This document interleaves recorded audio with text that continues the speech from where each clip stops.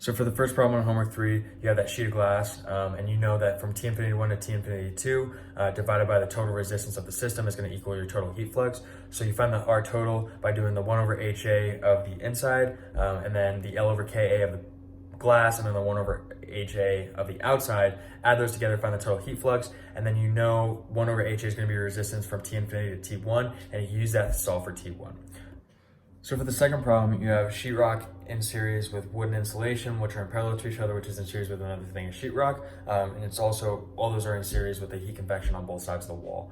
So you can use that to find the total resistance of a representative area. And that representative area, you know the T infinity 1 and T infinity 2, you can find the heat flux through that representative area, and I'll give you an average resistance and average heat flux per unit area, and then you can divide that by the area that you use and multiply it by the total area of the wall to find your total heat flux. So for problem 3, we have water flowing through a pipe. Both the R inside and R outside are going to be 1 over HA.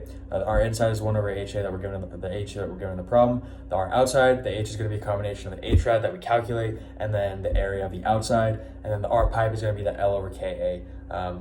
Then you can use that to find from T infinity 1 to T infinity 2, you can find the total heat transfer. But then you can also solve for that from T infinity 1 to T2 and just the resistances from the pipe and the inside, and then you use iterative calculations to solve for the temperature, which should correct what the actual heat transfer is. You then use that plus mCp delta T to find the total mass flow rate, and then you use the volumetric flow rate and the density to find the mass flow or the velocity. Then for the last problem, it's just a simple mass diffusion problem. The mass diffusion is going to equal that proportionality constant times the cross-sectional area, but we're not given an area, so we divide it over, and then that's just that proportionality constant times the concentration gradient divided by that distance. And so you can do that for both sections, get the molar flow rate, and then multiply the molar mass to get the total mass flow rate.